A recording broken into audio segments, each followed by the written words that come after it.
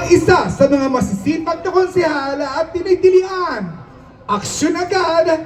Bigyan po natin ng isang malakas na masigabong palakpakan, Konsehala Ambet Alvina!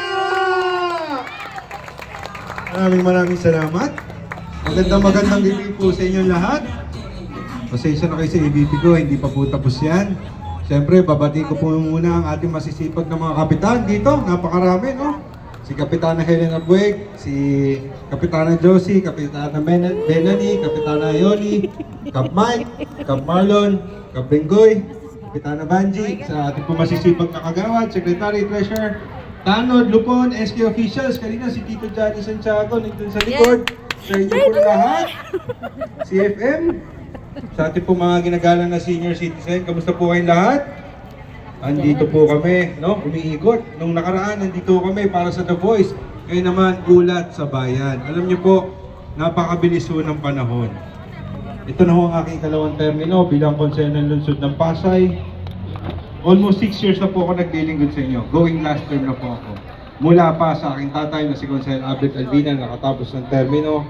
Kami po ay lubos na nagpapasalamat sa inyong lahat sa tiwala at suportang ibinigay niyo ho kay Konsehal Albert Alvina.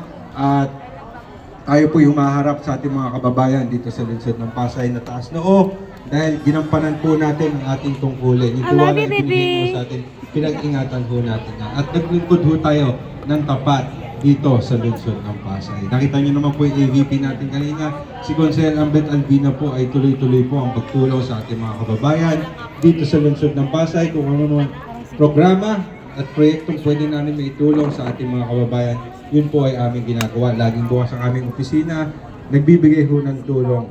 Kanina nakita nyo rin sa EVP, mula ho sa mga bata, umikot ho kami sa mga daycare centers, namigay ho kami ng mga vitamins.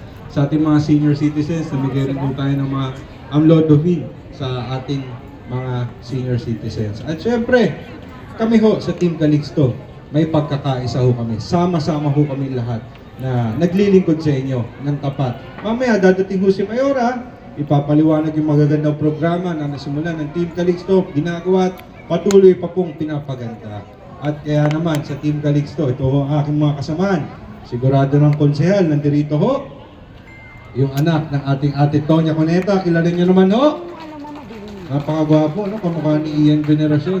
Yan ho si Tonyo Cuneta, pinakagwapo. No? Siyempre ang aking nanay, na si nag-aano na siya eh.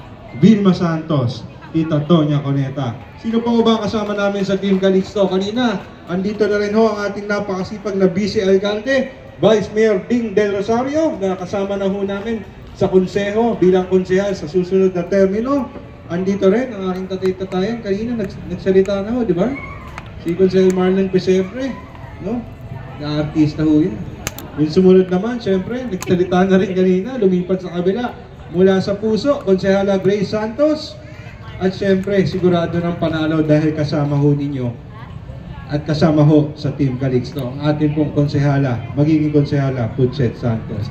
Kasama rin natin ngayong araw na to, ngayong gabing to, ang ating susunod na Vice Alcalde. Sigurado na basta Calixto, paglilingkuran kayo. Vice Mayor Mark Calixto, nagbigay na rin ng mensahe, nagbigay ng tunay na pagbabago dito sa lungsod ng Pasay. Tinagurian the Transformer, ang ating Congressman Tony Calixto, at parating na rin ho ang ating Mayora Emmy Calixto Rubiano. Kaya po, sa darating na panahon, si Konsehal Ambet Alvina ho ay lumalapit ho ulit sa inyo na hihingi ho ulit ng tulong at suporta na sana po mapag-graduate niyo po si Konsehal Ambet Alvina bilang konsehal ng lungsod ng Pasay. Maraming salamat po at magandang gabi po sa inyo lahat.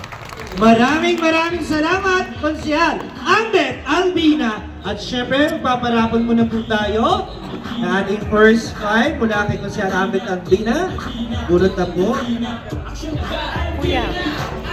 Kuya, ulo. Wala.